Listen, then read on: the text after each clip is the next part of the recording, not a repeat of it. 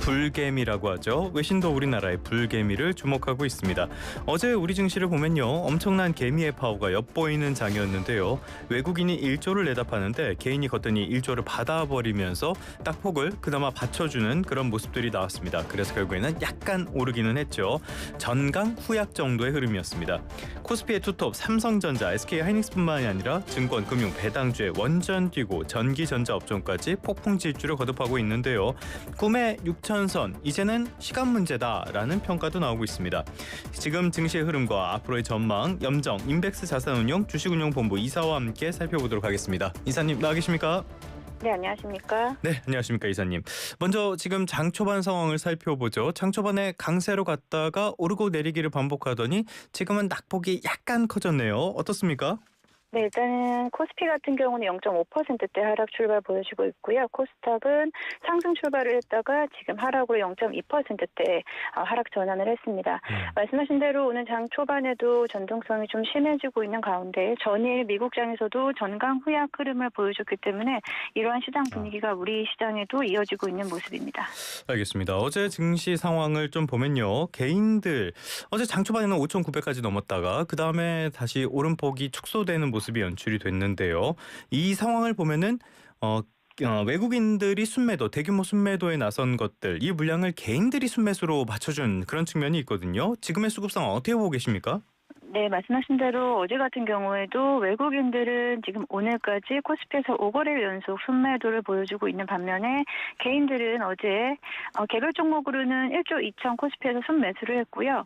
또 금융투자를 통해서 ETF 매수를 통해서도 순매수가 동반해서 이어지는 모습을 나타내고 있습니다.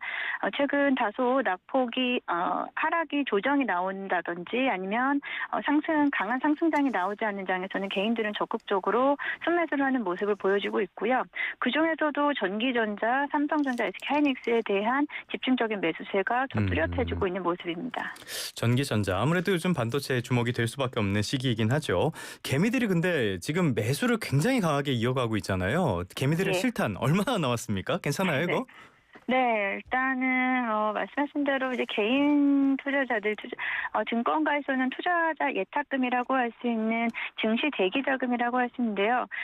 작년 말부터 해서 거의 100조 가까이 계속해서 사상 최고치에 근접하면서 이에 대한 부분이 다소 줄어들지 않고 있는 모습입니다. 지속적으로 매수를 하는데 계속해서 예탁금이 유지되고 있다는 점은 추가적인 자금 유입은 언제든지 더 가능하다라고 좀 보고 있고요.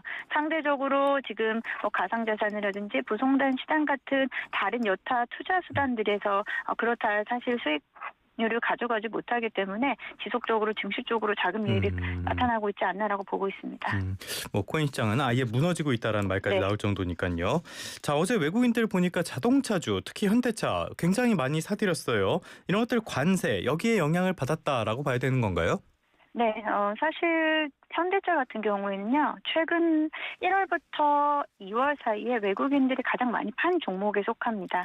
어제 같은 경우, 네, 실제적으로는 개인 투자자들이 50만 원대 이상부터 순매수를 지속했고요. 오히려 외국인들은 매도를 보여주면서 차익 실현의 구간으로 가져갔었는데요. 어제 같은 경우에는 아무래도 주말 사이에 있었던 무역 관세 관련된 이슈로 인해서 외국인들 현대차를 다시 재매수하는 모습을 보였습니다. 이 부분이 아직 연속성을 가져간다라고까지 이야기하기는 조금 시기를 좀 봐야 될 것 같다는 생각이 들고요.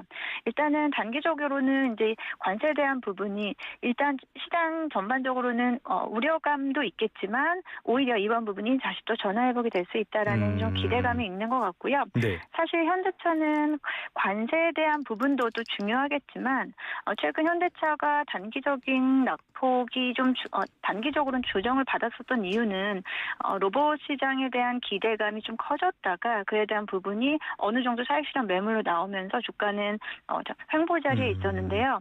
다시금 이제 보스턴 다이나믹스의 시장 가치에 대한 재부각이 나타날 경우에 언제든지 진짜 반등할 수 있다는 기대감이 있습니다. 네. 그런 부분들이 좀 동반해서 움직이지 않았나라고 생각하고 있습니다. 알겠습니다. 계속 간밤에 뉴욕 증시에 대해서 언급을 해주고 계시는데 있는데요. 이거 안 살펴볼 수가 없겠습니다. 트럼프의 관세 이게 위법 판결이 나오고 나서 그날은 미국도 그렇고 유럽도 그렇고 안도 네. 랠리가 있었고요. 그런데 이게 하루 지나고 나서는 다 그 이상으로 낙폭이 커졌단 말이죠. 이런 것들 지금 불확실성이 오히려 커졌다라는 평가가 나오는데 지금 뉴욕 증시의 흐름 같은 것들은 어떻게 평가를 해봐야 됩니까? 네, 뉴욕 증시 어제 같은 경우에 전강호약이라고 말씀 좀 드렸었는데요. 오히려 전거래일에는 무난하게 마무리했습니다만 어제장에서는 후반으로 갈수록 낙폭이 더 커졌고요. 특히나 AI 관련주들 같은 경우에는 상승폭을 추가적으로 키우지 못한 가운데 엔비디아만 강보합에서 마감을 했고 그 외에 M7 종목들은 대부분 일제히 다 하락 마감을 했습니다. 예. 이런 분위기는 사실 이번 관세에 대한 이슈 전에도 미국 증시는 우리는 우리 증시를 보면은 사실 워낙에 좀 지금 화랑이지만 미국 증시는 지금 3개월째 지금 종목별 그렇죠. 그리고 지수별 조정을 받고 있는 상황이거든요.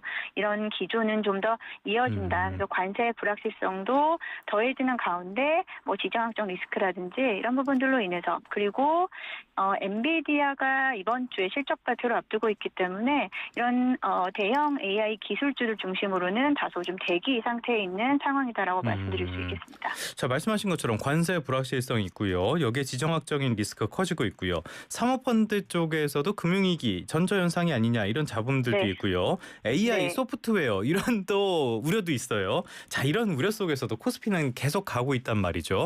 그러다 네. 보니까 지금 노무라 금융투자 같은 데에서는 올해 상반기 코스피 목표 주가를 최대 8,000선까지 대폭 상향 조정을 했습니다. 일단 네. 이사님께서는 코스피 6,000 가능성 이거 어떻게 보세요? 오늘은 좀 어려울 것 같고 어떻게 가능성이 네. 있다 보십니까? 네, 여기서 제가 감히 가능성이 있다 없다 얘기할 부분은 아닌 것 같고요. 네, 일단 육전선에 대한 목표치는 상당히 빠르게 지금 도달을 하고 있습니다. 오늘 단기적으로 조정을 좀 받는다 한들 이에 대한 시장에서 국내 증시에 대한 방향성이 크게 무너질 거라고는 보지 않고 있는 상황이고요. 네. 특히나 노무라 증권이 다소 공격적으로 지금 목표치를 상향시키고 있죠. 네, 대부분의 지금 증권사들 특히나 외국사 증권사들 같은 경우에가 7,000선 위로 목표가를 상향 조정하고 있고요. 국내 증권사들도 7,000 이상을 바라보는 증권사들이 많이 나타나고 있는데요. 이에 대한 부분은 아무래도 삼성전자와 SK하이닉스의 올해 영업 추정치라고 볼 수 있겠는데요. 두 기업이 지금 벌써 코스피 내에서 시총 대비 차지하는 비중 39%를 넘어섰습니다. 거의 40%에 육박을 했죠. 두 종목이 차지하는 비중이. 그러다 보니 두 종목의 영업이익 추정치가 지난해 말 기준 대비해서 지금 2월 말 기준으로 봤을 때 거의 50% 이상 또다시 상향됐습니다. 네. 네. 특히나 삼성전자는 작년 말 기준으로는 100조 이상을 바라봤었습니다만 지금은 200조 이상, 높게는 240조 원 이상으로 바라보고 있고요.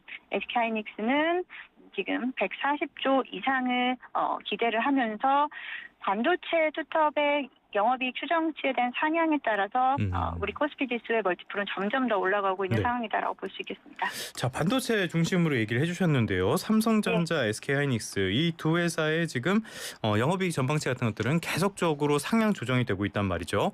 그렇기 때문에 이 두 종목에는 여전히 많은 분들이 기대를 갖고 계시는데 이 두 종목을 제외한 나머지 섹터들, 예를 들어서 석유화학이라든지 철강이라든지 나머지 산업은 지금 상황이 썩 좋지가 않잖아요. 그러다 보니까 지금 이제 코리아 디스카운트는 끝났다 이런 평가도 나오는데 이사님은 어떻게 보세요? 네, 지금 우리 시장에서 기대감이 있는 업종이라고 한다면 단연 반도체 섹터라고 할 수 있겠고요. 그 외에는 자동차 섹터 그리고 또 코스닥에서는 바이오 섹터라든지 그리고 금융주, 증권주 쪽에서 코리아 디스카운트를 해소할 수 있는 여력이 남아 있다라고 좀 보고 있습니다. 반도체 비중이 워낙에 영향도가 크기 때문에 반도체를 사실 떼어놓고 이야기하기는 좀 어렵고요.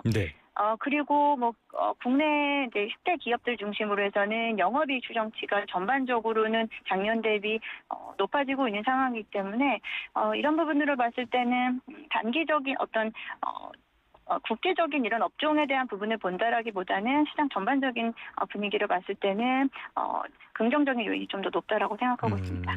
알겠습니다. 삼성전자, SK하이닉스 말씀을 해주셨으니까요. 지금 목표 주가로 20만 전자, SK하이닉스는 100만 닉스. 이건 목표 주가가 아니죠. 곧 갈 수 있다. 이런 평가까지 나오고 있는데요. 그만큼 실적 전망이 굉장히 좋다라고 봐야겠죠? 네. 앞서 말씀드린 대로 이제 20만 전자는 사실 목전에 앞두고 있고요. SK하이닉스도 지금 95만 원 움직임을 나타내면서 주간 기준으로 계속해서 그 신고가를 나타내고 있는 모습입니다. 이제 이에 대한 부분은 영업 추정치에 대한 부분이 여전히 추가적인 상향 일단은 끌어낼 수 있는 이번 연도의 영업이익 추정치는 다 끌어낸 거라고 생각하고 있습니다. 네. 그래서 어느 정도는 좀 주가에 선반영되어 있긴 합니다. 그래도 심리적인 그 주가의 수준인 삼성전자는 20만 원대 그리고 SK하이닉스는 100만 원대에 대한 도달은 일시적으로는 도달할 수 있지 않을까라고 좀 생각하고 있고요. 여기에는 아무래도 개인 투자자들의 집중적인 수급 흐름이 가장 중요하다라고 네. 좀 볼 수 있겠습니다. 하긴 요즘 들어가려면 반도체 외에 다른 종목들은 잘 모르겠다라는 생각이 네. 많이 드니까요. 대신증권에서 27만 전자로 목표가를 상향했다고 하고요. 여기에 어떤 하나의 분기점이 될 거는 역시 엔비디아의 실적 발표가 아닐까 싶은데요.